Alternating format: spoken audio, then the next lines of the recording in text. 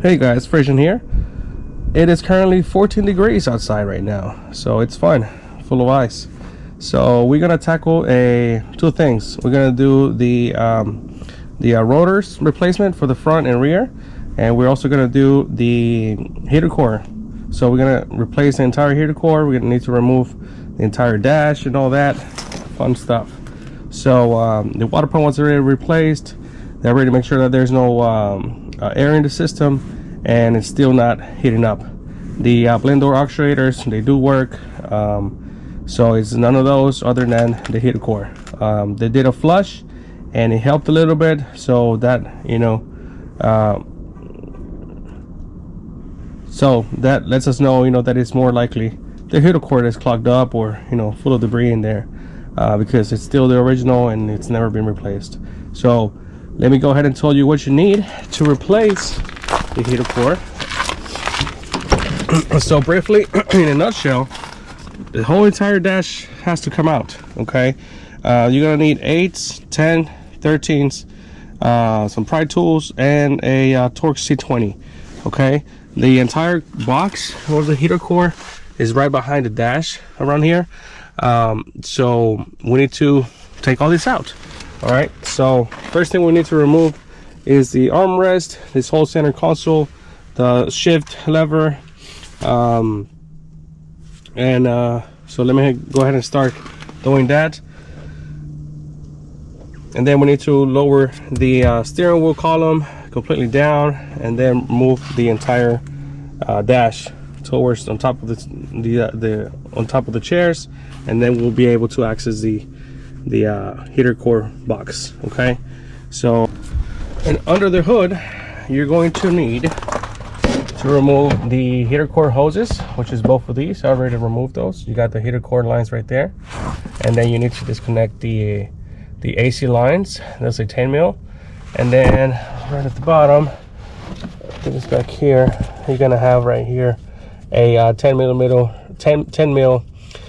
nut that's holding the box. Okay, the heater core box. So and then in the inside you're gonna have other nuts holding it, but anyways, under the hood, remove the AC lines and the heater core lines.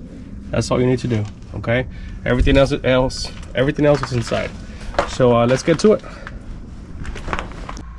Alrighty, so here we are. Step number 1, remove the center console. Okay, back here you only have the 7 mil screws holding this center box, and then you're gonna have a screw right here, another one right here holding the sides. Okay, and then we'll move over to the radio section.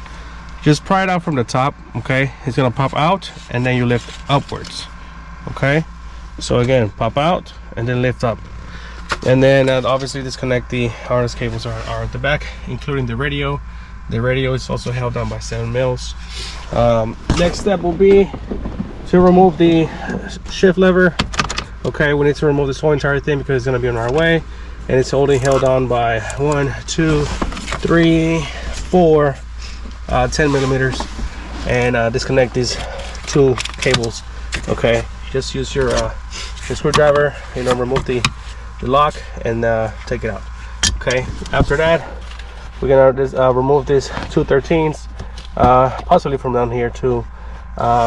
It's a bracket that's holding the dash. So then step number 2 will be this driver's side. We're gonna focus on removing the instrument cluster, this plastic section up top, this other section back here is divided in 2.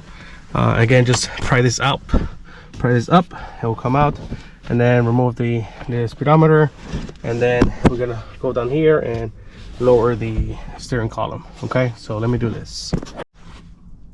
All right, so here we are. We removed the speedometer, this cluster here. It's held on by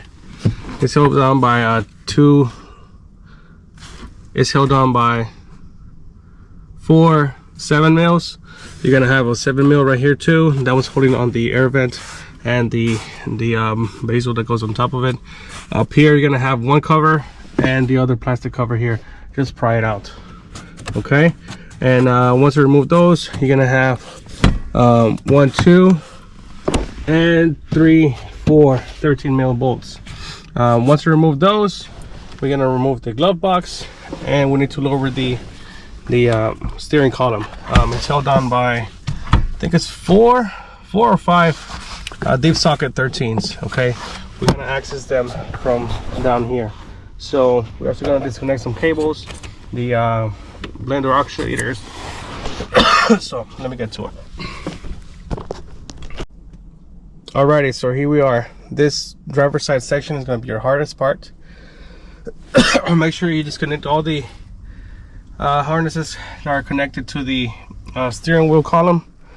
The steering wheel column is held on by those 1, 2, 3, 4, 5, I think is 13s, and right in the middle, that steering column shaft, it also has a 13 on it. Okay, it is super imperative that you do not move your steering wheel. Don't spin it or anything.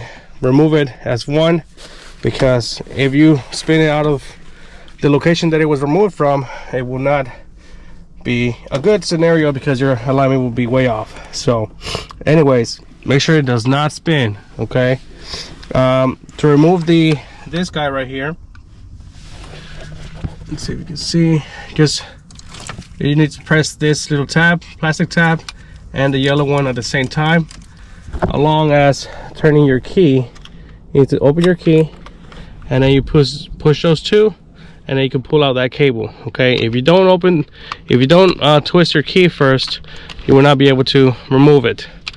All right, so let me put this away, and all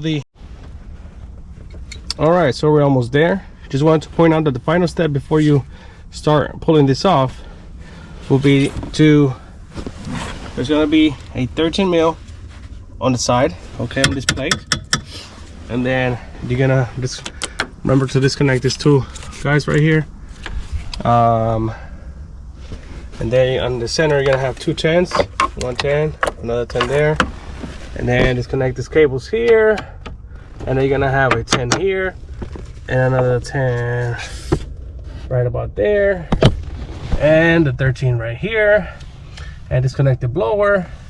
The last thing you're gonna have is gonna be that cable that's going out to the firewall. Okay, so once you're here and you make sure that everything is connected, the 40 pin harness cables, these two guys, disconnect them, and other than that, we're ready to start giving this dash some love so it can come out. So let's go ahead and do that.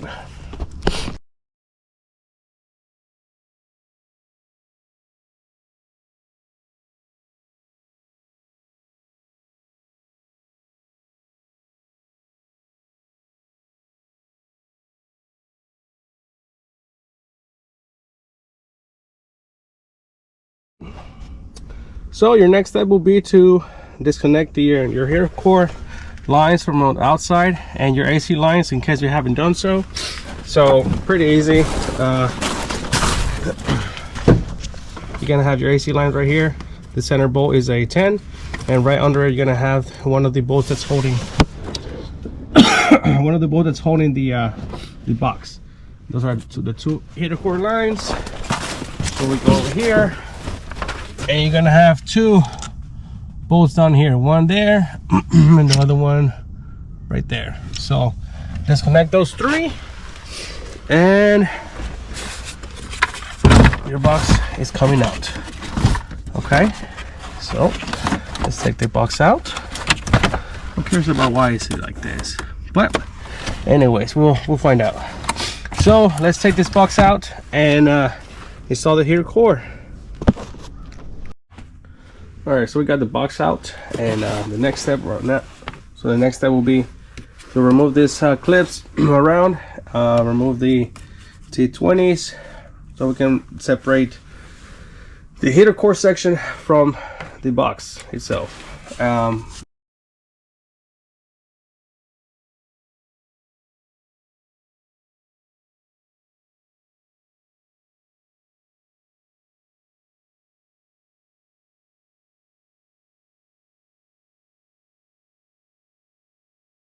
So to remove the heater core, it's right behind here. We're gonna remove these lines, Torx T20s, and remove these 2 clamps here. Those are they look like Allen, but let's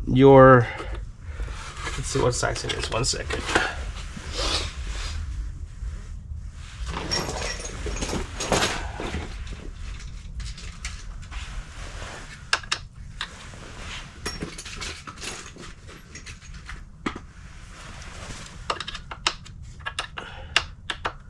You could also use a Torx T15 to remove the clamps. So let me go ahead and do that and swap the heater core. So let me give the customer a call, and then after I do that, we're gonna decide to either replace the heater core or replace the entire box. All right.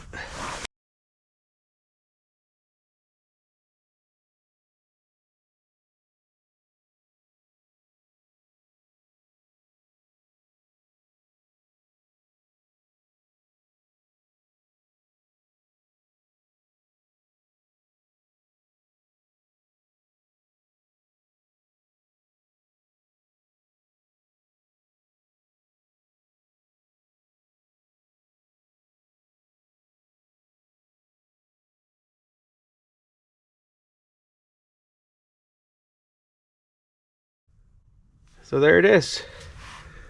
This is the bad heater core, and it's in rough shape, and nice and orange inside. You know, it's clogged up. You put some air through here, and it's not the same as the new one.